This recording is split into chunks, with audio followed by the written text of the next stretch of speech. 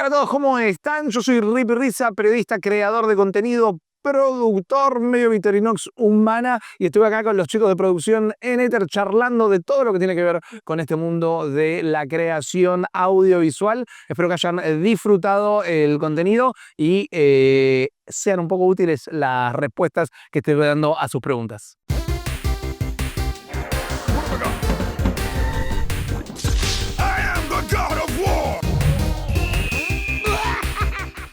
Bueno, estamos acá con Mariano Rippy Risa, él es periodista, host y productor. Pasaste por radio, televisión, streaming. Te quería preguntar, Rippy, bueno, ahora estás con el proyecto de New Game Plus. Contale un poco a los chicos de qué se trata el proyecto y quiénes lo llevan a cabo también, como para que entiendan un poco de qué palo venís. Perfecto, bueno, gracias por la invitación antes que nada. New Game Plus es una plataforma de contenido periodístico independiente que nace en 2022 con un par de compañeros de mi carrera en la radio y en la tele, que yo empecé a trabajar alrededor del 2013 en radio. Fui pasando por varios lugares y New Game Plus nace de una necesidad hasta cierto punto creativa y específicamente también un poco de romper con lo que los medios bastante establecidos venían presentando, porque mi especialidad son los videojuegos. Yo hago periodismo de videojuegos, que cuando lo empiezo a hacer alrededor del año 2011, antes de que exista Twitch. Twitch se llamaba Justin TV, era un proyecto de un yankee universitario que se filmaba él en el departamento donde vivía en Estados Unidos. Lo empezó a consumir mucha gente. Dijo, bueno, quizás puedo hacer que cada persona se streamee de la casa. Eso fue progresando con el tiempo, se transformó en lo que hoy es Twitch, que es una plataforma que ha tomado muchísimo mercado, que le ha comido terreno a los medios tradicionales y demás.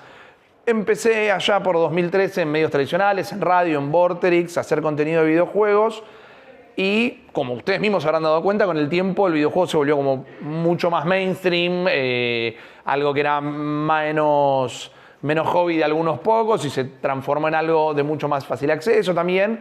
Y explota en la pandemia en la popularidad. Todo el mundo encerrado o recuerda que le gustaban los videojuegos, o descubre los videojuegos, o encuentra un punto de conexión con eso. Se popularizan muchísimo, y se populariza muchísimo en los medios los videos, justamente. Estamos hablando del año 2019-2020.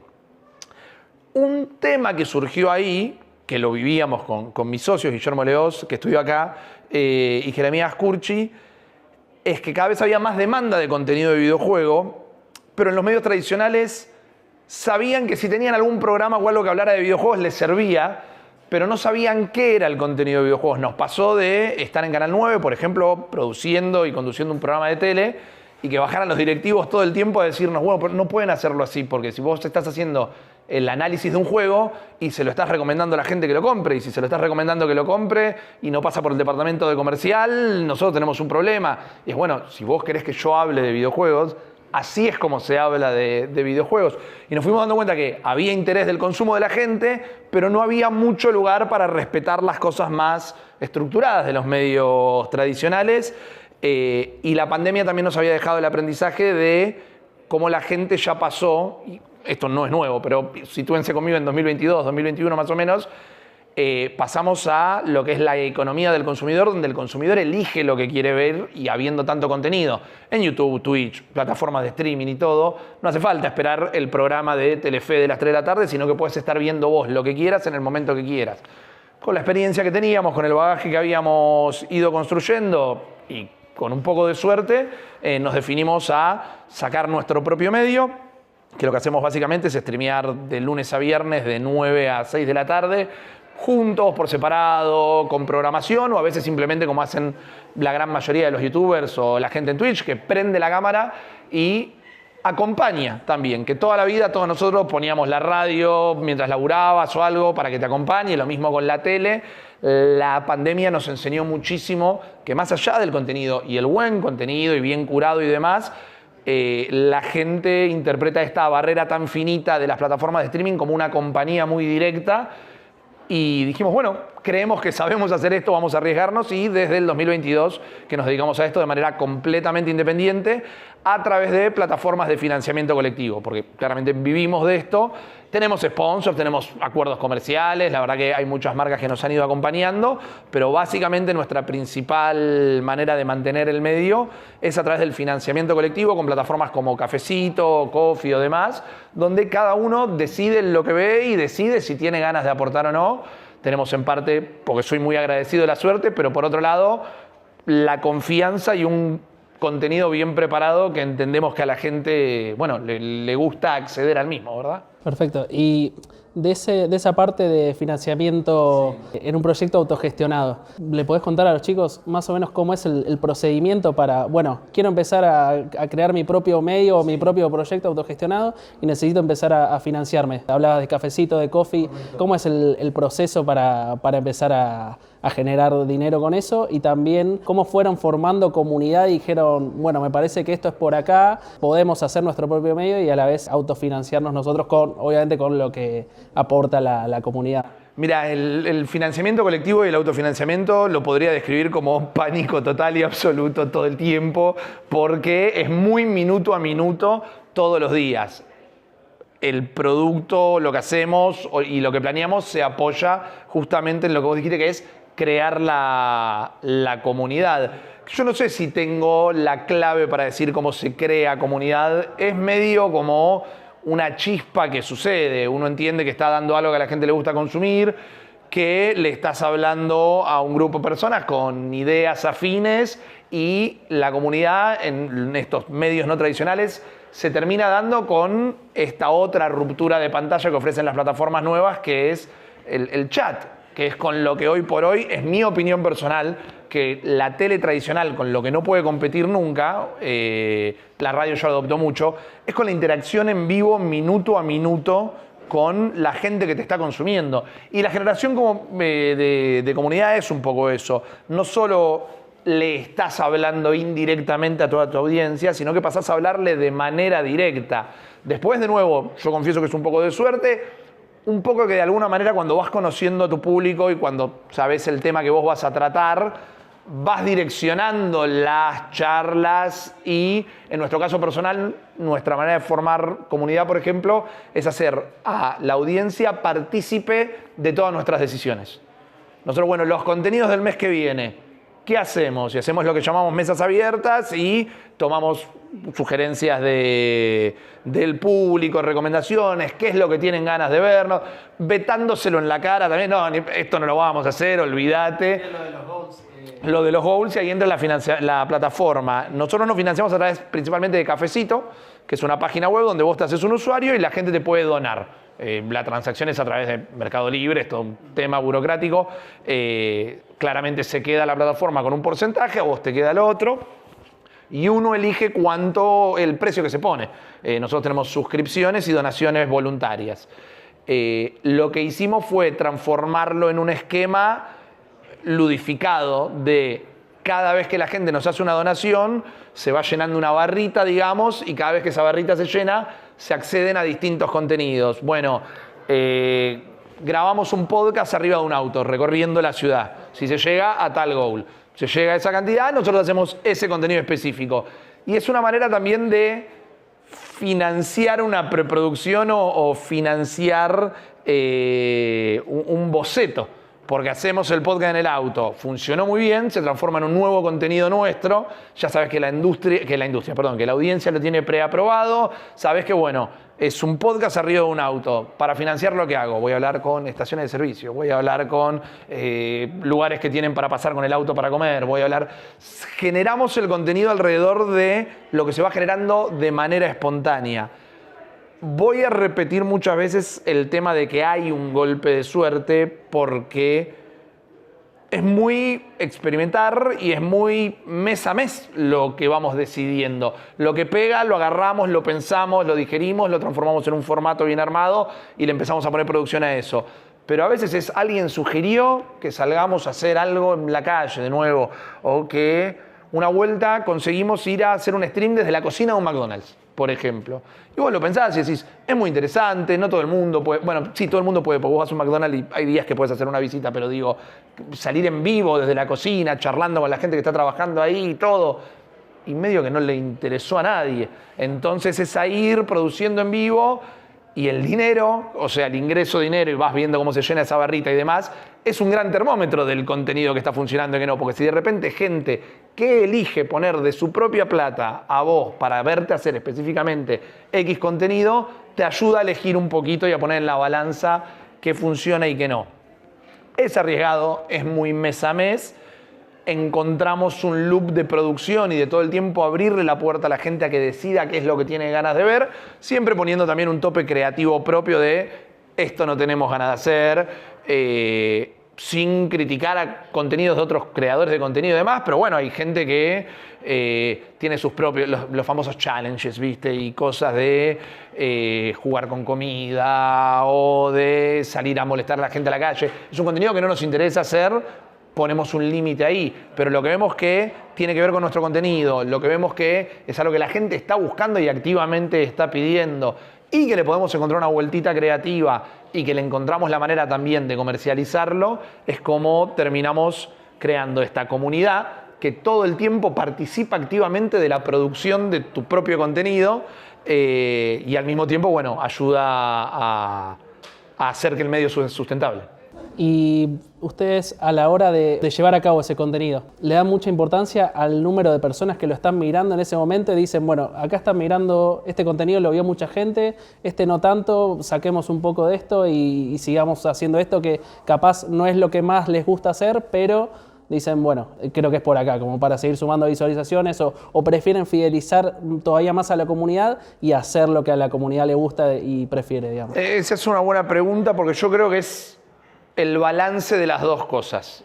La fidelidad la tenés que ir generando porque querés mantener a tu audiencia que tiene una cantidad terrible de contenido para elegir. El capo de Netflix una vez dijo que no compite contra Amazon o contra HBO, contra los demás, sino que compite contra Fortnite, porque en realidad lo que está compitiendo es por el tiempo de la gente. No competís con otro que hace un contenido parecido al tuyo o mejor o peor. Competís con que sabés que en cualquier momento dejaste un espacio libre, cambiaron de canal y ya tienen cualquier cantidad de tiempo para ver. Entonces la fidelidad es importante, pero después en estas plataformas de streaming, Twitch, YouTube, lo que sea, el numerito es muy enfermante también. El numerito llega un momento que te come la cabeza. Sabés que lo tenés que perseguir, sabés que lo tenés que cuidar, que lo tenés que curar. Y como te decía que eres un balance, es porque, por ejemplo, en plataformas como YouTube específicamente, si el numerito, no te digo crecimiento específico, pero si no lo mantenés en una media específica que vos conseguiste con tu canal, el algoritmo empieza a decir, bueno, esto lo muestro menos. Este mes lo vieron 100 personas menos, lo empiezo a mostrar un poco menos porque claramente bajó el interés. Y eso te come un poco la cabeza y lo tenés que perseguir bastante. Entonces es acomodarte un poco las tendencias, no desatender el canal, no dejar una semana sin subir contenido, cosas por el estilo.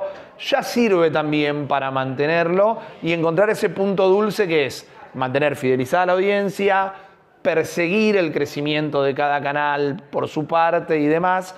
Pero también es entender qué es lo que hace crecer el canal y no.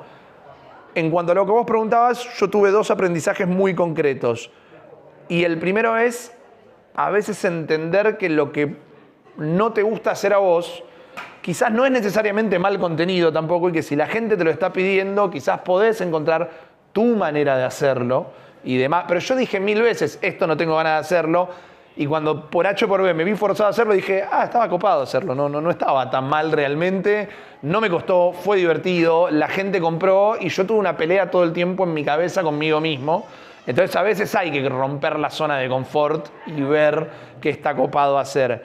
Y después algo que es muy útil, que tardé mucho en aprenderlo, vos podés cuidar mucho un canal aprendiendo las cositas más chiquitas. En el caso de YouTube específico, el título que tenga el video, cosas que ya escucharon 1000 veces seguramente, pero es tonto lo fundamental que es el título que tenga el video. O por ejemplo que cuando pones los tags y los hashtags y todo, si el primer tag no es específicamente del tema que hablas, poné que lo pusiste segundo, pero YouTube levanta el primero. Y un coso ahí, el algoritmo, ya perdiste toda una ventana de visualización. Entonces, más allá del contenido, hay una cuestión de detrás de cámara que es muy importante, que es plataformas como YouTube, por ejemplo, la mantenés sana con todo lo que vos estás haciendo desde el backend de la plataforma y no necesariamente lo que hace el contenido. Porque mal que mal también, como hay mucha gente pudiendo elegir lo que quiere ver, vos si lograste colarte en la ventanita y que YouTube te muestre, a alguien le va a gustar lo que estás haciendo. Que también es algo que aprendí a la fuerza y es uno de los mejores aprendizajes que tuve. Arrancás con una audiencia de 10 personas y claro, vos querés tener 200.000, no 10, pero va creciendo de a poco. Mi cabeza era siempre poner la cantidad de gente que tenés ese numerito ahí tan maldito adentro del living de mi casa. 10 personas dentro del living de mi casa es un montón, 40 personas dentro del living de mi casa es un montón. Y tratar esas 10, esas 40, esas 100 como si fueran las 200.000 y el resto se va acomodando solo. Pero es un equilibrio entre la fidelidad, la búsqueda de también mantenerte fresco vos con el contenido y con lo que haces, porque algo que funcionó no va a funcionar toda la vida tampoco. Es mantenerte formándote todo el tiempo, estudiando todo el tiempo. Y también lo fui entendiendo cuando vi que las plataformas te invitan mucho. YouTube todos los años hace unas suertes de conferencias que son por invitación y vienen y te dicen, el año que viene le vamos a prestar atención a esto. El año pasado o el anterior, no me acuerdo. Juntaron un grupo de creadores de contenido, nosotros nos invitaron, estamos muy contentos porque es la primera vez que nos invitaron y es, el año que viene le vamos a dar bolas a los shorts, que son las stories, los TikTok de YouTube. El año que viene nosotros le vamos a dar bola a eso. ¿Y qué condición tenés que cumplir para recibir esa invitación? No sé si hay una condición. Entiendo que entramos en el radar de alguien, genuinamente. Pero no es que es abierto a todo el mundo, es por invitación. Invitan a canales activos. También es un lugar de algo que fomentan muchísimo las plataformas, que es las colaboraciones. Entonces es un lugar que te junta para que te conozcas con los otros creadores, para que hagan las colaboraciones, que medio que te están educando y formando para que vos hagas el juego de la plataforma, pero ahí también aprendí mucho la de yo voy a hacer lo mío y me voy a morir en esa colina. No funciona siempre, porque hay cuestiones de que están en la calidad o lo entretenido que vos puedas ofrecer como contenido y lo que hace que la rueda de la plataforma gire. Hoy por hoy, te diría que quizás tendría que hacer hasta una materia, aprender a cuáles son los comportamientos de las plataformas, porque a veces depende más que eso que de lo que vos estás produciendo. Bien, y te quería preguntar por los auspiciantes de tu canal. Ustedes hacen contenido relacionado a videojuegos, hacen reviews también de juegos, y para ello tienen que tener los juegos antes de que salgan para hacer una review, y una vez que salen le cuentan a la gente cuál fue su experiencia jugándolo y demás. Tu formación en publicidad y marketing, ¿te ayudó a la hora de esta parte de relaciones públicas con las marcas, con el contenido de videojuegos, para hablar con una publicadora de videojuegos y decir, necesito que me manden este juego? ¿Cómo te relacionás con las marcas en ese sentido y si te funcionó toda la parte que aprendiste de publicidad y marketing? Yo creo que todo lo que uno va aprendiendo y va incorporando siempre ayuda mucho. Me desvío brevemente, pero particularmente cuando empecé a laburar en radio, me di cuenta que me funcionó un montón mi bagaje de marketing y publicidad, porque el departamento de comercial no estaba acostumbrado a vender videojuegos o contenido de videojuegos, y yo me fui metiendo, doy una mano, me meto acá, y me di cuenta que era una beta que me gustaba. Porque también hay algo muy personal que me gusta, que es ir y pichear cosas o ir y tratar de convencerte de algo. Entonces, más allá del conocimiento, también es un poco lo que me gusta, tener ese momento de negociación. Por el lado de recibir los videojuegos para hacer el contenido periodístico, todos los estudios de videojuegos saben que es parte de la rueda, parte fundamental hasta cierto punto, hoy por hoy más que nunca, porque los estudios de videojuegos han empezado a dejar de invertir tanto de dinero en publicidad, porque vos prendés cualquier plataforma de streaming y hay millones de personas jugando el juego. Entonces no hace falta, hasta cierto punto, no hace falta invertir millones y millones en publicidad cuando tenés millones de personas jugando tu juego gratis.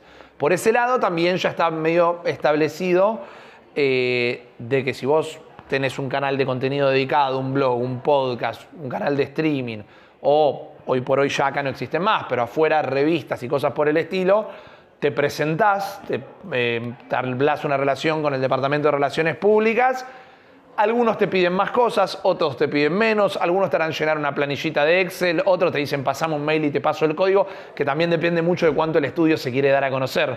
Generalmente los estudios más chicos o demás que dicen, ¿qué querés? 7 códigos del juego, tomá, sortealos, regalalos en tu comunidad a todos. Y hay algunos que son como mucho más estrictos, pero vos podés, cualquiera de todos los que estamos acá le puede mandar un mail a un estudio de videojuegos y le dice, che, yo hago este contenido o tengo este medio, hago esto y me gustaría recibir los códigos para hacer contenido de este juego, y ahí vas a recibir una respuesta. Algunos te hacen rendir después, bueno, mándame la nota, mándame el podcast, mándame el reel que subiste en Instagram. Otros no te piden nada, es muy estudio a estudio, pero ahí te diría que no es más que mandar un mail, no hace falta una formación.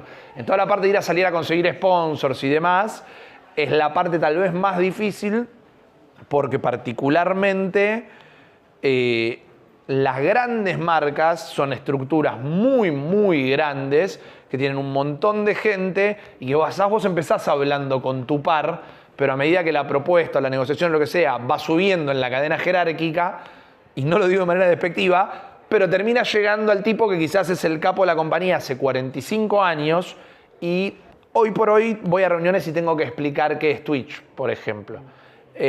Y yo entiendo por qué sucede, pero te complica un montón el trabajo, porque vos tenés que decir, quiero vender tu contenido en esta plataforma. Y el primero con el que hablas le gusta, entiende, dice, dale, lo movemos, vení a esta reunión, esto, y terminás hablando con gente que dice, ¿pero no es la tele? No, no es la tele, es así. Y por ejemplo van pasando cosas como que ahora se está popularizando esta otra plataforma, Kick. Y vos decís, bueno, ya entendieron Twitch. Entonces le decís, está aquí, ¿y qué es? Es como Twitch, pero no entiendo. Y es como, pero eso es una cuestión de recambio generacional que se da siempre, al menos cuando yo también trabajaba en agencias de publicidad y demás, me acuerdo, y esto me delata un poquito la edad, pero se acababa de implementar la tecnología de los QR y tenías que ir a las marcas y le decías, bueno, y planeamos esta acción y en tales puntos de venta ponemos un QR. ¿Y qué es un QR? Agarrás tu teléfono y con la cámara de foto, pero yo no tengo cámara de foto en mi teléfono, o sea, los smartphones, estoy hablando de 2009, 2010, muy BlackBerry, muy teléfonos con cámara, poco frecuente, entonces eso se da siempre, pero como el tema videojuego particularmente, para mucha gente, el videojuego es una industria multimillonaria, para mucha gente sigue siendo los jueguitos, ¿viste? El Sacoa de Mar del Plata o algo que no terminan de digerir. Y está perfecto porque, o lo entiendo, porque no todo el mundo está al tanto de todo. Y también porque a veces, cuando vas a perseguir un sponsor de algo de tecnología, sabés que estás hablando el mismo idioma, pero si es de otro palo, hay más barreras para romper y cosas por el estilo. De nuevo, mi formación me permitió... O yo creo que me dio las herramientas para hacer un picheo, para plantarme, para hacer relaciones públicas y después para las cosas que vas aprendiendo en el día a día. Yo algo que te quería preguntar con todo esto que vienen charlando es, por un lado, bueno, mencionás como que hoy cambió la forma de las personas de ver los videojuegos. Antes era como muy de nicho, vergüenza, como humoradas. Claro. Hablabas del Fortnite como por un ejemplo y de que ya los pibes se transmiten, los pibes no tan pibes, se transmiten jugando y demás. Bueno, se abrió muchísimo el mercado de los videojuegos, empezó a haber como mucha más gente, muchos de los prejuicios se derribaron, hay juegos de lo que se te imagine. Totalmente. Entonces, sobre eso tengo un par de preguntas. Primero, ¿cómo haces, o si lo hacen, porque por ahí me decís, no, pibe, no es nuestra búsqueda, pero de hablarle al mismo flaco que le importa solo el FIFA, que al que le gusta volver a jugar al Devil May Cry 3 en un emulador, o sea, si eso puede convivir, si puede convivir como una audiencia de tu canal, tus contenidos, eso por un lado. Y después por otro lado, los videojuegos empezaron a ir a otros formatos, ¿no? Pienso en Last of Us, por ejemplo, sí. Y las distintas, o el transmedia, se van al cine, a la tele. El de los coches Twisted Metal. Sí.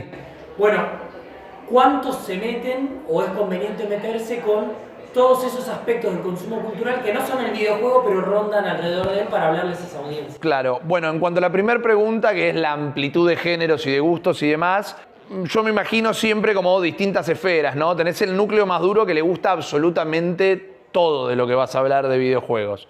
Que es como en parte también el público que yo soy, porque un detalle que después lo llevamos para lo de transmedia y todo, a mí no solo me gustan los juegos, me gusta la industria y la vivo como cuando un programador o un diseñador de arte se va de un estudio al otro, yo lo vivo como cuando un jugador se va de Boca a Europa, me gusta mucho estar atrás de eso. Hay sitios muy dedicados que hablan solo de la parte de la industria, de la parte de números de ventas, de las proyecciones. A mí en particular me gusta, pero no a todo el mundo le gusta.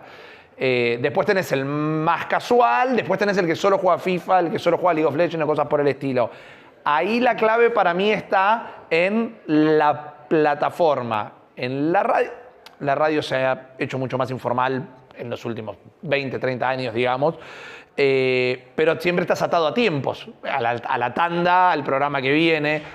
Yo acá a veces prendo un día y estoy 6 horas al aire hablando, entonces te puedo meter absolutamente todos los contenidos y pasa a ser un poco, voy a decir maestro para no decir profesor, desde el lado de maestro de jardín de ahora hablamos de eso. Estamos hablando del FIFA. Dame un segundo, voy a estar 6 horas acá. Terminamos con esto y pasamos a otro tema. Y después sí, para uno hacer el contenido entretenido, encontrar bien el segmento para saltar de un juego que no tiene nada que ver al otro. Pero esa es una facilidad de la plataforma. Si tengo un programa de 1 hora y sé que 15 minutos sí o sí van a ser de tanda, 10 sí o sí lo tengo que dedicar a un tema pautado, otros 20 van a ser solo de música, y tu programa en realidad dura 14 minutos de aire, es un poco más difícil y ahí, bueno, ahí apuntas al algoritmo. ¿Cuál es el tema a hablar de hoy? Va a salir la serie de este videojuego, sabes, siempre usamos el ejemplo nosotros particularmente de la tía Norma. La tía Norma quizá no sabe lo que es el League of Legends, pero hoy sí sabe que es de Last of Us, porque está muerta con Pedro Pascal, tiene una suscripción de HBO y miró la serie. Yendo a otro lado, nosotros particularmente, por disfrute personal y porque abarca a la industria, nos expandimos a todo ese tipo de contenidos. Y, por ejemplo, con el caso de la serie de Last of Us, todos los lunes a la mañana hacíamos un podcast dedicado del capítulo de la noche anterior. Y también medio mezclando todo en esto de que la gente elige cómo consumirte. Nuestros contenidos principales son los streamings diarios y un podcast semanal específico de lo que pasó esa semana en la industria, y a veces los podcasts dedicados a salió una peli de esto, salió una serie de esto. Hay gente que solo escucha cuando hablas de la serie del juego. Hay gente que nos ve todos los días de 6 de la mañana a las 9 de la 9 de la mañana a las 6 de la tarde y dice, tiene un podcast. Y digo, hace 3 años que hago, en total hace como 15 años que hago esto y me ves todos los días y no te enteraste, porque también la gente te escucha con una oreja, porque está trabajando, está haciendo lo suyo.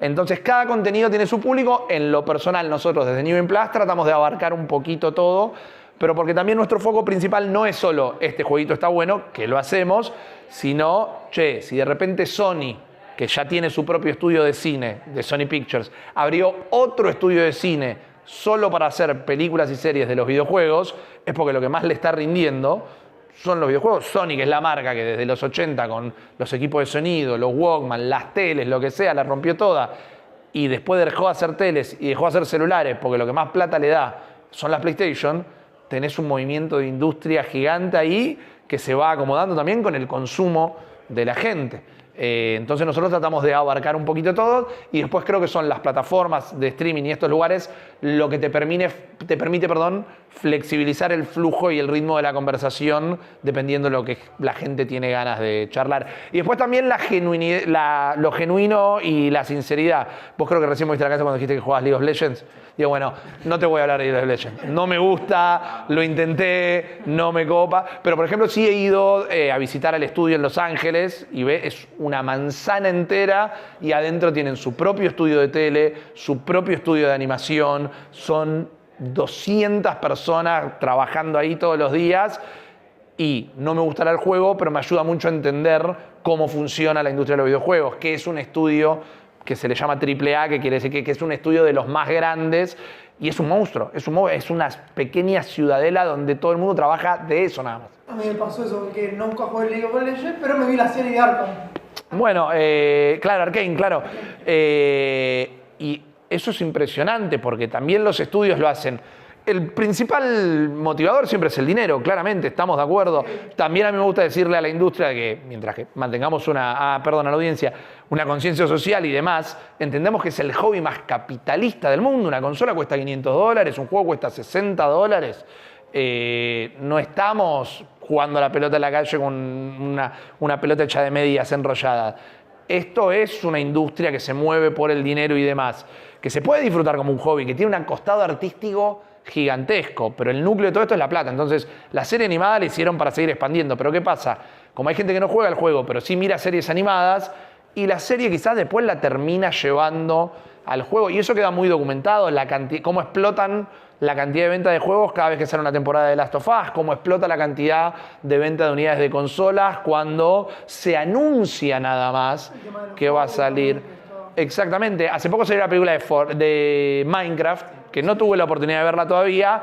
Aparentemente como película es un desastre. Minecraft, que es el juego más vendido de toda la historia, experimentó un pico de millones de ventas cuando se estrenó la película y ya es el juego más vendido de toda la historia en la industria. Entonces a mí personalmente me resulta muy interesante ir viendo cómo se va armando ese pasomanos y ese caldo de cultivo que es la industria de los videojuegos. Yo la vi y es más meme que otra cosa. Es para el fan está buena, pero es muy... Ahí hay un tema con los contenidos actuales también. Yo creo que es una película hecha con una ingeniería milimétrica de qué momento de la película se transforma en un meme, qué momento de la película la gente lo recorte y lo suba a TikTok. Que la gente antes, te digo 5 años antes, que alguien saca un celular en el cine y filme una parte de la película, y yo, en Warner se vuelven locos, marcan carta documento, le dejan de distribuir a ese cine en particular porque permitieron que alguien saque. Y acá te están haciendo la película esperando que la gente saque el teléfono en el cine. Cambió mucho la manera de consumir y nos puede gustar más, menos. Para mí hoy por hoy ir al cine es medio como una pesadilla porque la gente se acostumbró tanto a ver las pelis en su casa que está en el cine con el teléfono, está hablando, está todo, y se rompió un poco esa cuestión de estar completamente inmerso en la película. Pero ahora las películas las hacen pensando en eso también. Y es una cosa maquiavélica que un poquito me fascina también, porque es entender la manera como se generan los consumos y cómo la gente consume, justamente dicho, esas cuestiones generadas. Pero creo que esta cuestión de no estar limitado, y ya haciendo un cierre, no estar limitado a las estructuras de los medios tradicionales, te permite desviarte todas las veces que quieras y tratar los temas que quieras. Está en uno, yo le agradezco mil a lo que fue en su momento mi profesor de oratoria en la facultad, de aprender cómo llevar un tema, cómo cambiar un tema, cómo decirle a la gente, mira, estamos hablando de otra cosa ahora, después vuelvo con vos, y bueno, que también lo aprendí mucho con los años de estar al aire en un programa que yo particularmente, de repente un día jamás había pensado en estar en radio, de repente estaba delante de un micrófono, lo aprendí de ver compañeros profesionales, de quedarme en la radio viendo los otros programas para ver cómo se manejaban, literalmente. Guillo Leos, mi compañero que estudió acá, cuando terminamos haciendo dupla creativa en la radio, estábamos al aire y yo lo miraba fascinado, porque digo, mira cómo corre el micrófono para hacer este sonido en particular, mirá cómo sabe manejar estos tiempos. Yo soy más un chanta que no se preocupa, le gusta hablar adelante de todo el mundo. Pero bueno, haber estado en las plataformas antes de que Twitch fuera Twitch, haber tenido también una formación profesional hasta cierto punto y después estar muy atento a las fluctuaciones de cómo la gente consume las cosas, creo que ahí es como fuimos armando todo este experimento que hacemos nosotros. Yo te quería preguntar, hablaste de tus colegas, sí, que eran 2, y quería saber más o menos cómo se conformaba el equipo dentro del stream. Nosotros hacemos todo nosotros 3, lo que a veces es muy difícil. Por otro lado hay una cuestión, yo siempre comparé trabajar en medios con hacer deporte de alto impacto, que es algo que no hice nunca jamás en mi vida, pero estar al aire, tener un productor hablándote en el oído, estar atento al reloj, estar atento al cambio de esta cámara a la otra, es una gimnasia que a mí me gusta mucho. Entonces, es muy atareado y es muy agotador. Nosotros tomamos una decisión particular, en nuestro caso particular, de no tercerizar nada si no podemos pagar lo que es el precio de mercado de eso. Entonces, podríamos pagarle a un editor a veces para los videos, sí, pero no queremos no pagarle lo que tendría que estar cobrando la hora del editor y nos quedamos nosotros hasta las 6 de la mañana. O sea, ustedes Siendo. están como dentro también de producción. Sí, y siendo 3 nos dividimos de una manera muy particular. digamos que de alguna manera nos elegimos y de alguna manera también se armó la química. Yo me encargo de todo lo que es lo comercial. Jeremías, que es otro de los chicos, es diseñador y entonces se encarga de todo lo que es imagen y video, entonces todo lo que es la estética, todo lo que es hacer edición, todo lo que es pre y producción audiovisual lo hace él. Y Guillo, que es tal vez quien tiene la mayor formación en medios particularmente, se encarga mucho de armar lo que va a ser la programación de la semana o del mes. Entonces nos complementamos de esa manera.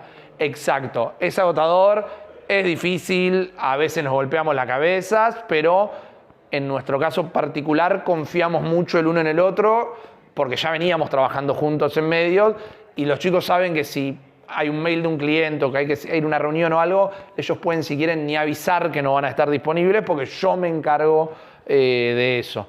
Pero particularmente nuevo con la comparación del deporte de alto impacto y todo, y cuando lo hablaba con los chicos antes de arrancar con la entrevista, que estaban preparando las cámaras, me contaban los trabajos que estuvieron haciendo de fin de año y demás, salió el comentario de si hay algo que descubrieron es que podían trabajar juntos y no matarse entre ellos.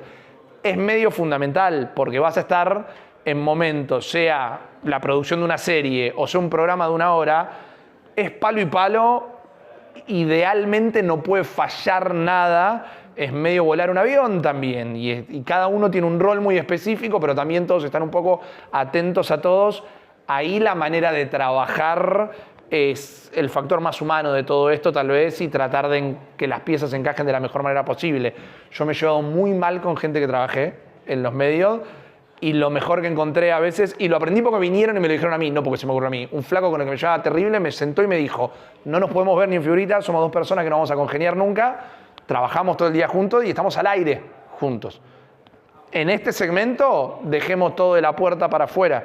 Y fue un clic que me hizo un poco en la cabeza, porque cuando estás haciendo, sea algo en vivo o grabado también o lo que sea, esto de tantas personas participando con tantas piezas tan chiquitas y tantas piezas tan grandes también, tiene que encajar muy bien porque cuando se va por la tangente una pieza es un efecto dominó que se cae todo lo demás. Y sabes que te quería preguntar, justo que vos estabas en comercial, con el tema de los sponsors. O sea, ¿ideas como vos salís a buscar o llegan muchas propuestas o es como un poco y un poco? Tenés de las dos.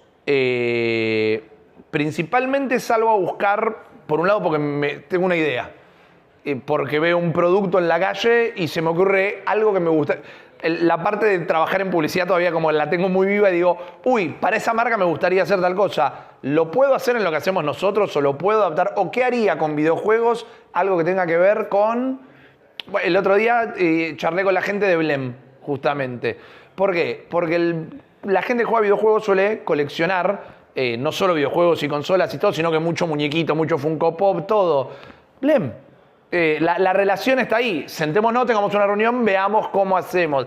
Pero así es como funciona también mi cabeza. A mí me gusta salir a buscar al cliente.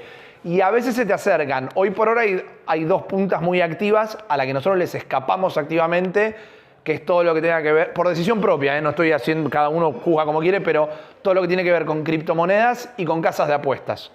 Casas de apuestas, 2 propuestas por día, tranqui. Y de las grandes y de las que no vi mencionar nunca en mi vida. Y lo entiendo, porque vos ves el fútbol hoy y todos los equipos tienen el sponsor, una casa de apuestas, y los estadios se están cambiando el nombre a casa de apuestas. Y una vez por mes tenemos la charla de, che, estamos viendo cómo se pasa toda esta plata por acá, por el costado, pero también hay un preconcepto medio errado de que te consume el videojuego, lo consume mucha gente joven. En nuestro caso nosotros somos 3 tipos de 40 pirulos y nos consume mucha gente de esa misma edad porque las otras personas haciendo contenido de videojuegos es gente joven que le habla a la gente joven tal vez. Somos un segmento medio particular. Pero yo no le quiero ir a decir a un pibe, sí, andá y poné toda esta plata en una casa de apuestas y delirala, porque yo no pierdo la plata, porque la casa de apuestas a vos te da la plata para apostar y si perdés o no fue tu plata nunca. Pero después, con trayectoria, con laburo, te armás un book y lo mostrás y lo presentás y vas a otras marcas y le mostrás los laburos que hiciste con otras marcas, eventualmente, quiero creer que en parte es por hacer bien el trabajo, te van viniendo a buscar. Pero depende mucho también cómo vos manejes la la comunicación. Sobre eso, más allá de tu consideración personal Sí. o del equipo de ustedes tres sobre lo que pueda hacer Betson o cualquier casa de apuestas, ¿sienten que también pueden ser juzgados por su audiencia? ¿Eso entra en la dimensión a la hora de pensarlo? Sí, te lo voy a responder de dos maneras. Por un lado, sí, pero también, como había respondido antes, acerca de darte cuenta a veces que a vos no te guste algo no significa que a la gente no le va a gustar. Tenemos la charla de cómo va a impactar en la audiencia, porque es una audiencia que nosotros intentamos activamente fidelizar todo el tiempo, porque todo el medio depende del financiamiento colectivo de la gente. El miedo de que alguien se enoje, de perder una ballena blanca, que es a veces como se le llama a la gente que más pone plata todo el tiempo, cosas por el estilo, está, pero también en un momento hay que pensar de, bueno, siempre alguien se va a ofender por cualquier cosa también, y entonces lo pones en la balanza, que es lo que más puedes llegar a ganar y lo que más podés llegar a perder. De nuevo, y a veces pienso que es lo menos profesional que hacemos, pero que nos rinde mucho, cuando tenemos dudas, lo hablamos con la gente.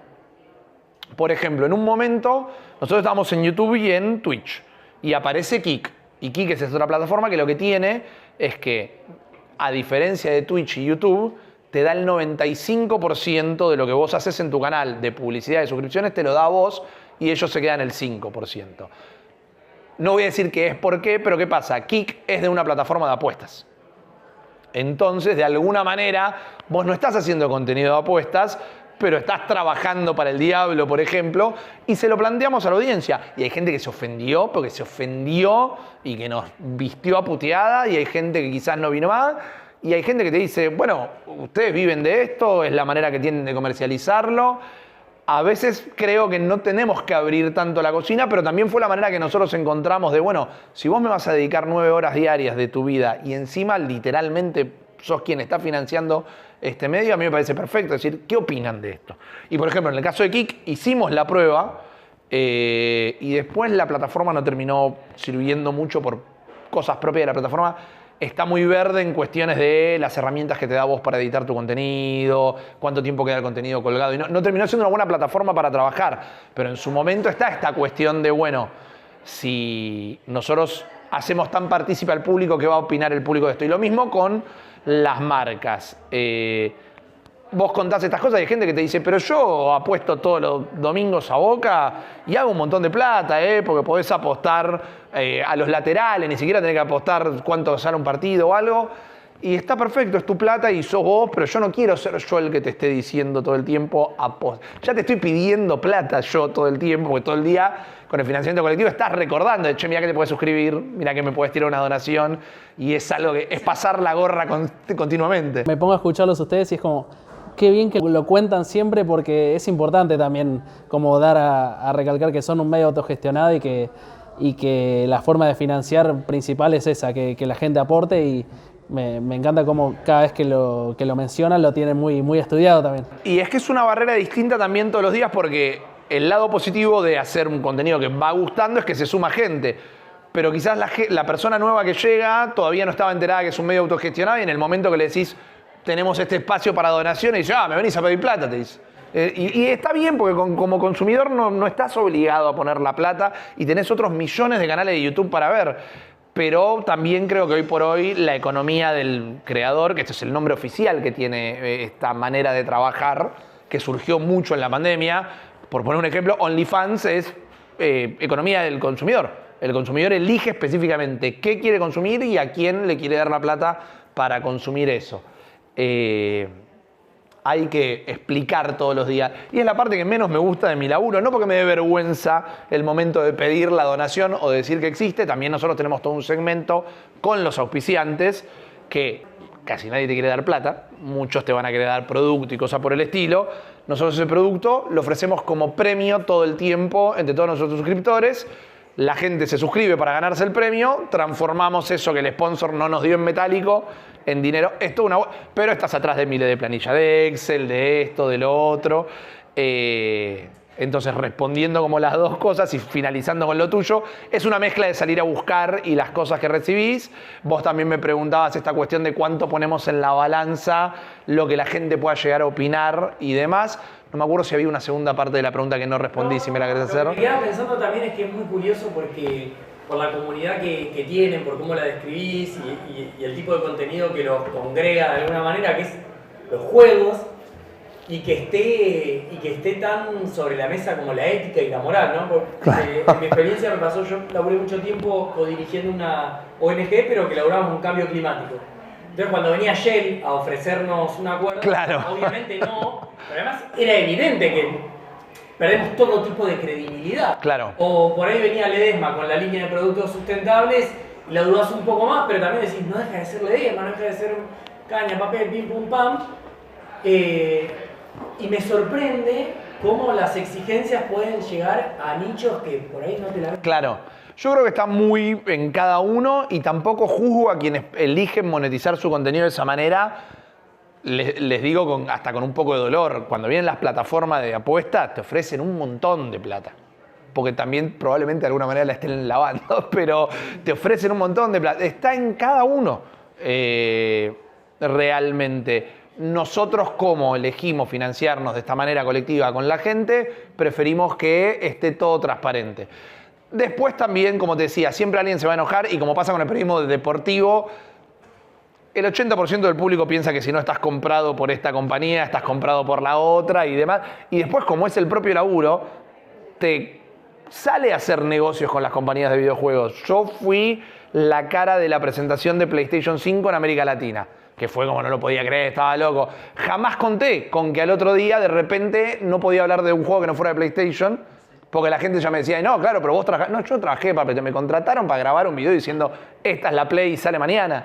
Pero de nuevo decía todos los periodistas deportivos, porque o este de Boca, o este de River, o esto. Y también yo de mi lado elijo todo el tiempo decir abiertamente cuáles son mis preferencias, lo que no me inhabilita para decirte qué pienso de otra cosa. Perdón, habías levantado la mano. No, que estoy pensando, como salen un montón de horas al aire, digo, como que, o sea, y son solo ustedes tres súper autogestionados y como que la rompen, digo, ¿con qué anticipación producen? Es una excelente pregunta. Depende de los contenidos. Si son contenidos individuales, lo que hace cada uno, no te digo que no me meto, pero es muy personal de cada uno como lo está haciendo y quizá lo está haciendo en su casa. Tenemos un estudio donde nos juntamos y después cada uno tiene armado su estudio en su casa. Todos lo hacemos de maneras distintas y depende del contenido que vamos a hacer. Por ejemplo, un día hicimos una cosa muy tonta que... ¿Vieron esos botines que te pones en los dedos y jugás como un partido de fútbol con eso? Bueno, armamos una canchita y era, bueno, ¿de dónde ponemos las cámaras para que eso quede bien en pantalla? Nos autooperamos nosotros también, entonces ¿dónde ponemos las consolitas y todo para poder estar haciendo esto y poder tocar los botones?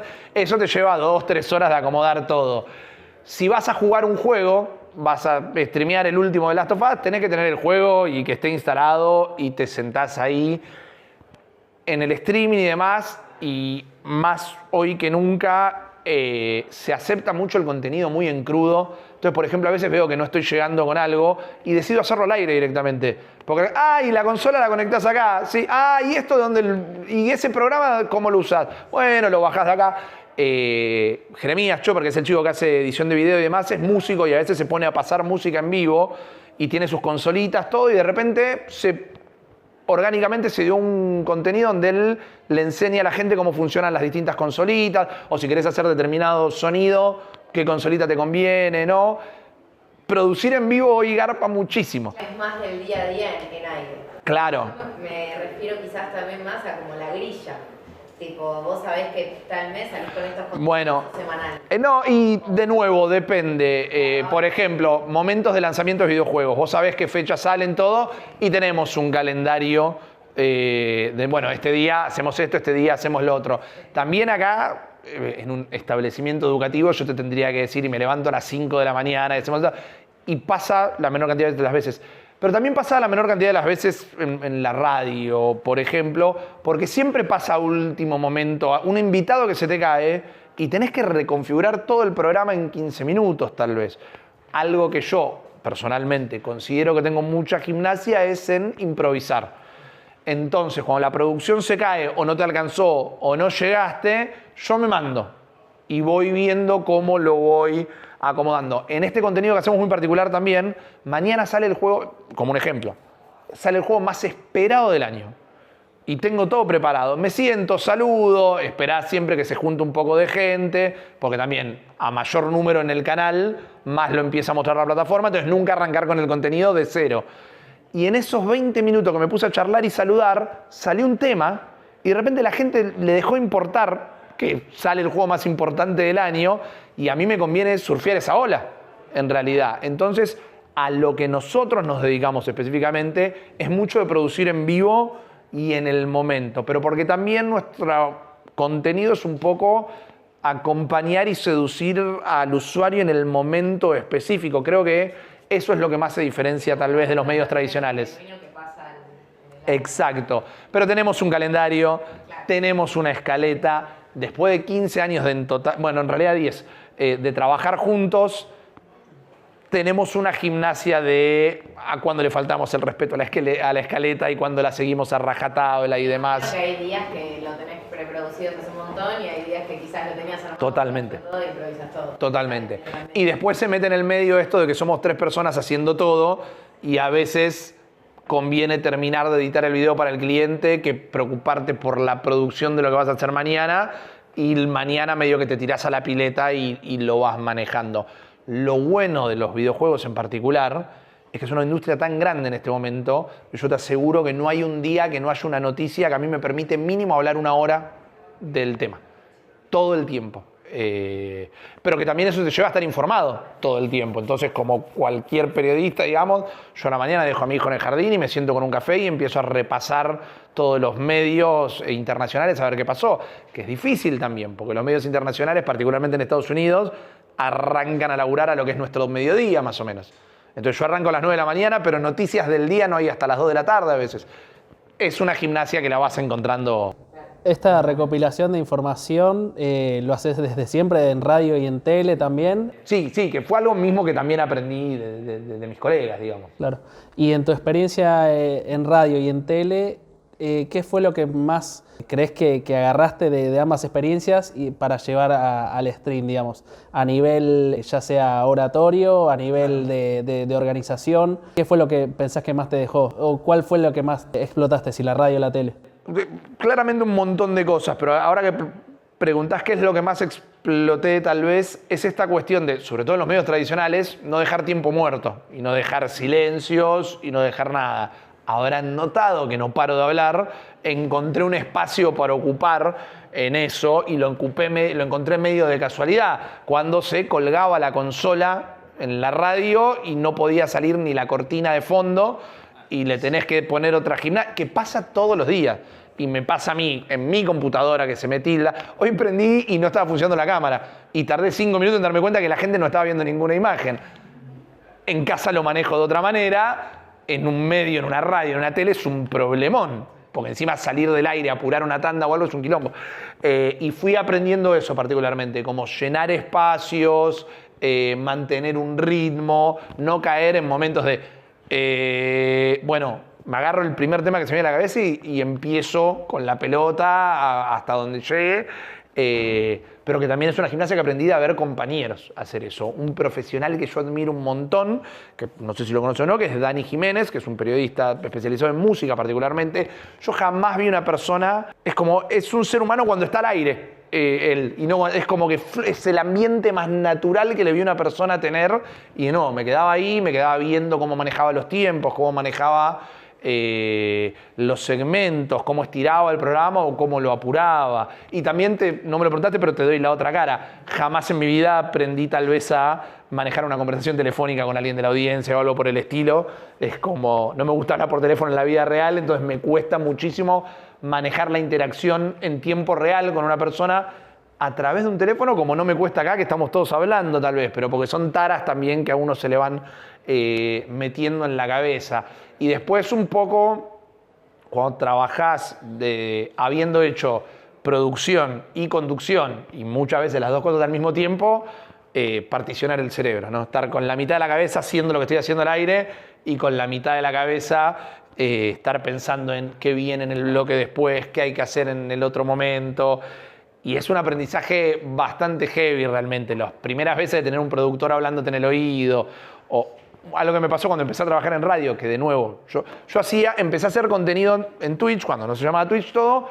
Vorterix había recién iniciado y alguien me vio, querían hacer un programa de videojuegos, medio que le copó, me convocaron y de repente estaba haciendo radio. Y de repente se me paró un tipo adelante y me empezó a hacer así. Y yo no tenía la menor idea que me estaba pidiendo, me hacían así. Y yo no sabía realmente, bueno, todas esas cosas que te vas curtiendo y aprendí que me estaba pidiendo la tanda, que iban a ir un tema, que esto, que lo otro.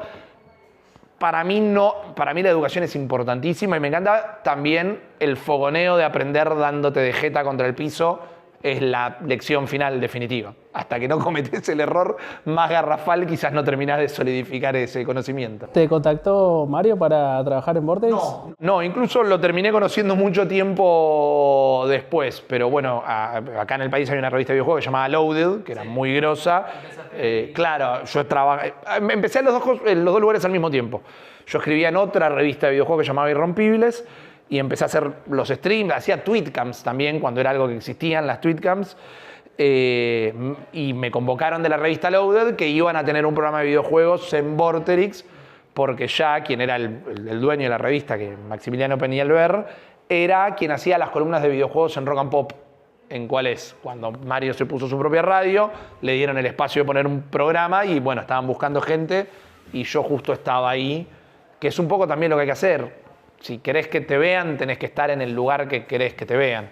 Que también es un aprendizaje que lo saqué de publicidad, que se habla todo el tiempo de la ley de las 3 Ls, que es lobby, lobby, lobby. Tenés que conocer gente, tenés que charlar con gente y si querés que te vean, tenés que estar en un lugar donde seas visible. Te puedo preguntar cómo es trabajar con Mario en el día a día, como jefe. Me lo podés preguntar, me gustaría tener como una respuesta mucho más rica o anecdótica. Siempre tuve muy buen trato. Es una persona que le gustan mucho los videojuegos y con la que yo, no sé, tuve química, entonces llegaba y era siempre un buen momento. Es una persona que a nivel estructura laboral está en otro trato, entonces no estaba todo el tiempo donde estábamos todos, no es que era asiduo. Pero también tenía una cuestión de que quizás me llamaba a la oficina porque se había copado jugando con un juego o porque se le había desconfigurado la compu o algo, de lo que él sabe un montón. Aprendí un montón al aire también. En los 2 últimos años que yo estuve en Vorterix, hacía la columna de videojuegos en el programa de él. Y nada, como mucha gente de mi edad y de tantas horas de edad, había crecido escuchándolo a él particularmente. Pero más que decirte que trabajábamos bien al aire y que cuando me lo cruzaba fuera del aire había una buena cordialidad, no te puedo contar. Sí, la radio siempre fue de público conocimiento y últimamente también ha tenido un montón de problemas, todos principalmente económicos, y ahí las situaciones siempre se hacían más ásperas. Pero a nivel personal bien y a nivel profesional, algo que siempre hay que destacar de Mario Pergolini, nos caiga como nos caiga, es que realmente se adelanta un poco las cosas. El primer programa de videojuegos mainstream en los medios argentinos fue en Vortex. Y después hubo en todos lados. Y ahora de repente dejó de haber un poco en los medios tradicionales y no tan tradicionales. Mal que mal, el primero que hizo la radio que se ve es él. Lo que yo siempre destaco, por ejemplo, y que por favor no se interprete como que estoy echando tierra o algo, él fue el primero en ponerle la cámara a la radio, pero de repente estábamos post pandemia y las cámaras todavía no eran HD. Entonces es como, tenés la cuestión de ser visionario, pero también después tenés que como que seguir alimentando las cosas todo el tiempo e ir moviéndote con los tiempos. Un problema que hubo una vez fue que cuando arranca Luzu, que no me acuerdo cuándo fue, digamos 2021, 2022, eran 3 personas en un cuartito así de chiquitito y tenían cámaras HD y nosotros teníamos toda la estructura de Vorterix y no teníamos esas cámaras. Y había ya después una cuestión más de que vos vas a Frávega y te puedes comprar una webcam HD como tenían la gente del Luzu, pero acá era, bueno, pero si tenemos cámaras tienen que ser robóticas y tienen que ser así, tienen que ser así. Eso ya es gestión y es otra decisión. Algo que yo aprendí de todo eso es un poco la cuestión de guerrilla. Hay 2 cuestiones. Vos podés o estar al aire o no estar al aire. Entonces, si estar al aire es con la cámara del celular, que quizás es un mal ejemplo porque hoy por hoy cualquier cámara de celular es buena, pero si hoy para estar al aire tenés una cámara 480, estar al aire ya le gana no estar al aire. Y el resto es ir acomodándote. Se fue acomodando todo para que hoy por hoy el contenido más crudo, más orgánico, menos editado, es lo que la gente empieza a consumir un poquito más también. Pero tenés que estar atento a esas cosas. Principalmente mi experiencia en los 10 años que trabajé en Vorterix fue muchísimo aprendizaje, me abrió un montón de puertas, me permite hacer lo que hago hoy porque no solo me quedó toda la gente que conocí, sino me quedó toda la experiencia que aprendí. Hubo momentos espectaculares, hubo momentos que nos queríamos dar la cabeza los unos contra los otros, pero eso te pasa laburando en cualquier oficina también, digamos. Algo que me interesa que podamos charlar antes de que se haga la hora, perdón por esta interrupción, tenés bastantes años de experiencia laboral, hiciste un camino donde fuiste probando desde por ahí estar más en publicidad estrictamente, trabajaste en revistas, trabajaste en medios audiovisuales, trabajaste en radio. ¿Qué es lo que te lleva a tomar la decisión de hacer algo propio, sabiendo que en el rubro en el que vos te movés siempre podías o podés ser empleado? Claro. Dos cuestiones muy particulares, una personal y una creativa. La personal era que no quería llegar a los 40 años teniendo jefes. Es como en una cuestión mía. No considero que haya nada malo en eso, pero había llegado a un tope de que quería empezar y esto lo digo genuinamente, hacerme cargo del peso de mis propias decisiones. Porque algo que pasa también cuando trabajás para otras personas, sobre todo en cosas creativas, es tengo esta idea. Y es, bueno, esta idea no porque a mí no me gusta, esta idea no porque qué va a pensar el sponsor, esta idea no porque no tengo ganas, o esta idea no porque este espacio lo tenemos comprometido. 1000 cosas que se pueden dar. A veces te lo tomás más a personal que otras, pero las dos se encuentran en que con mis socios había llegado a un punto que nosotros creíamos tener la certeza que las ideas que estábamos proponiendo todo el tiempo podían funcionar, pero teníamos el no todo el tiempo por distintas cuestiones. Y un día, con mucho miedo y con mucha cautela y con poca preparación, dijimos, bueno, probemos, porque genuinamente fue una decisión que tomamos en un mes, y en el espacio de un mes montamos todo lo que era gráfica y demás, y un lunes fue el último día que estuvimos al aire y el miércoles ya habíamos arrancado con lo propio. Por también esta cuestión de si no estás en el aire, dejás de estar. Hay gente que nos encuentra hoy y dice, yo los miraba en Vorterix. Digo, pero 2 días, o sea, fue de un lunes a un miércoles. No estuviste un día en el radar de la gente, encontró otro contenido. Pero era esta cuestión de, si mi idea está genuinamente equivocada, me quiero hacer cargo yo, pero que no me diga otro de antemano que no va a funcionar. Hasta ahora viene funcionando y algo que contamos todo el tiempo, porque también cuando dejas de estar bajo tal vez la espalda de una marca o algo, te pasa mucho que la gente dice, se nota que lo que hacen ahora es distinto, cosas por el estilo. Y la identidad es prácticamente la misma, porque algo que puedo decir es que jamás estuvimos condicionados en los medios de este tema no se habla. De vez en cuando te llegaba alguna carta de documentos de que tal músico no quiere que hablen de él. Y bueno, está bien. Es cuestión de la radio, no nuestra. Pero jamás nos dijeron de qué podíamos hablar y qué no. Pero decía, yo tengo esta idea y creo que esta idea puede funcionar. Y llegó un punto que nos cansamos del no y la probamos. Y como te contaba al principio de la charla también, muchas de esas ideas funcionaron y otras no. Pero cuando veo que una no funciona, no teníamos que pasar por toda una cadena burocrática de a ver si toman la decisión final de si lo seguimos haciendo aunque no funcione o no. Esto nos permite tomar la decisión en una baldosa. ¿Esto nos gustó? Sí. ¿Funcionó? Sí. ¿Lo queremos seguir haciendo? Sí. Bueno, vamos por ahí y no tenemos que ir a preguntarle a otra persona. Eso fue particularmente una cuestión realmente creativa. Pero de nuevo, en cualquier lugar, dependiendo del lugar que estés, siempre va a haber una cuestión de burocracia. Acá siendo 3, las decisiones se toman más rápido. Hay cuestiones que damos vuelta entre los 3 un montón de tiempo, pero siempre se termina resolviendo más rápido. Por ejemplo, esto de cuando una idea no funciona y ustedes están quiero hacerlo. ¿Siguen insistiendo y ahí escuchan plenamente a la comunidad y decir, bueno, no funcionó bien, no la tomaron bien? O depende. Yo te voy a decir algo en voz alta que a mí me da un poco de vergüenza decir, pero es un aprendizaje, y es que a veces hay que subestimar un poco la audiencia. Pero no en el 1 a 1, en la masa. Vos no vas a tirar vos tirás una piedra y le pegás a 4, pero había 100, no podés terminar tomando la decisión en base a esos 4 que le pegaste. Entonces a veces tenés que tomar la información que recibiste, pero también después tabularla y compararla con la proyección de lo que vos querés hacer, cuánto puede llegar a funcionar, y a veces cosas que he aprendido de otros colegas. Por ejemplo, no sé si conocen a Matsorama, que es un creador de contenido y demás. Un día me dijo, a veces hago un contenido, no pega, lo borro y lo subo al otro día y pegó.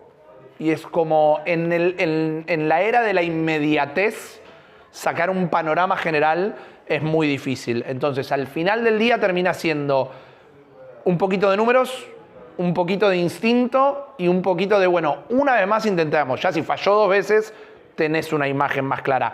Queríamos ser creativamente independientes, tenés que aprender a no ser cabeza dura. Como también dije que tengo que aprender que si algo no me gusta a mí, no significa que no le va a gustar a la gente. Es lo mismo que por más que a mí me guste, quizás no le va a gustar al resto del mundo. Pero sí creo que hoy, a diferencia de en la tele durante los 90 o mediados de los 2000, que hago estos ejemplos porque es lo que yo me crié consumiendo, no tenés mucho espacio para pifiar en un medio tradicional muy recto, con una estructura muy clavada. Por algo hay series que no terminan la temporada, hay programas que levantan del aire y todo por el estilo. Acá tenés mucha más cintura, porque también fracasar un poco en vivo es un contenido. Es muy difícil no estar haciendo contenido hoy. Lo que estás haciendo delante de una cámara es contenido, porque la gente también dejó de consumir un poco la estructura bien armada, que a mí me encanta consumir cosas con estructuras bien armadas. Soy un fanático de ver detrás de escenas y cosas, porque me encanta ver a la gente trabajando en equipo y cosas por el estilo, pero también entender qué es lo que la gente quiere consumir y tomar la decisión final en base a eso. ¿Tienen alguna otra pregunta, chicos? Cierro con una. Si nos tuvieras que dar 2 o 3 tips, es muy general la pregunta, pero para empezar a armar, si quisiéramos armar nuestro propio medio autogestionado, 2 o 3 tips para empezar y para mantenerlo. Bien, bueno, por un lado, desde la parte técnica, creo que hoy por hoy es muy fácil acceder a la tecnología. Obviamente lo económico influye un montón, pero el celular que tengan todos ustedes encima tiene una cámara y existe un programita gratis que puede hacer que lo conecten en la compu y que se los levante un programa de transmisión y todo. Hoy estás a una googleada de que te aparezca alguien hablando en un inglés medio roto explicándote cómo configurar cualquier programa. Aprender a googlear es una habilidad importantísima realmente. Entonces te podés armar con poco, podés salir al aire con poco. No hace falta que, bueno, si no tengo un micrófono Bose, no puedo empezar a grabar un podcast. Que no exista eso. Sí calentarte un poco con la calidad. Una cosa es grabar con algo, un equipo no muy profesional. Otra cosa es que no se escuche lo que grabaste. Hay que hacer eso. Pero relacionado a eso, otro tip sería, para mí, equivocate al aire. Porque vas a tener mucha más devolución de qué fue lo que falló cuando lo hiciste al aire que cuando lo hiciste en un ambiente controlado. Porque vos le podés hacer escuchar el podcast a todos tus amigos o podés editarlo 200 veces hasta que te quedó como querés, pero hasta que no tenés el feedback de quien finalmente va a ser tu público, y como decía justo antes, hoy podés equivocarte al aire. Entonces salí, equivocate al aire, no a propósito, pero no tengas miedo de equivocarte al aire porque va a ser la mejor manera de enderezar el curso. Y después el tema de la autogestión, voy a repetir por enésima vez lo que dije un montón de veces. Hay un tema de suerte. Si yo tengo que... Creo que no tuve este momento de hablar en una entrevista de esta manera todavía, pero tenés que confiar vos en el contenido que estás haciendo si querés vendérselo a alguien. Porque podés ser un vendedor de aceite de serpiente y saber que estás vendiendo algo que no existe. Pero si vos no tenés un poquito una confianza en lo que vos vas a estar vendiendo, no vas a arrancar de entrada. Y después es investigar las plataformas. ¿Cuánto y cómo paga Twitch? ¿Cuánto y cómo paga YouTube? ¿Cuánto y cómo paga Kick? Cafecito. ¿Qué tengo que tener para tener una cuenta? Algo que no tal vez van a ver acá en la escuela o que no lo van a tener en cuenta. Eso es un ingreso de plata que hay que fiscalizarlo después de alguna manera. Se va transformando de a poquito en una empresa. Nosotros nos presentamos como una pyme cuando vamos a hablar con una marca, no como un podcast o algo por el estilo. Entonces no está cualquier conocimiento periférico de si te vas a plantear y vas a querer vivir de esto, tenés que empezar a aprender que lo que vas a tener es una empresita y que requiere de un montón de otras cosas, que no es solo tener una idea espectacular, un buen contenido o algo por el espectro, por el estilo. Y el resto es un poquitito de suerte y tener las ganas de estar aprendiendo todo el tiempo y no caer en la terquedad de yo lo que quiero es hacer esto y no me quiero correr de esto, porque de nuevo la oferta es muchísima. Hay que ser un poco blando y te tiene que gustar. Algo que me ha pasado mucho, a veces soy eternamente afortunado de que alguien se me acerque y me diga empecé a estudiar periodismo porque te escuchaba a vos cuando estaba en la secundaria, que me mata porque me hace sentir muy viejo de nuevo, pero me parece muy copado realmente. Formarse siempre está bien y yo me considero un gran ejemplo de que estudié cine y publicidad y terminé siendo muy útil en una radio porque sabía congeniar las dos cosas. Entonces formarse en un montón de cosas y entender que podés nutrirte de todos esos lados para terminar haciendo el contenido final. Y el resto en cualquier lugar va a ser un poquito de suerte. Buenísimo. ¿Alguna más, chicos? ¿No? Bueno, muchas gracias, Rippy, por No, la entrevista. gracias a ustedes. Gracias.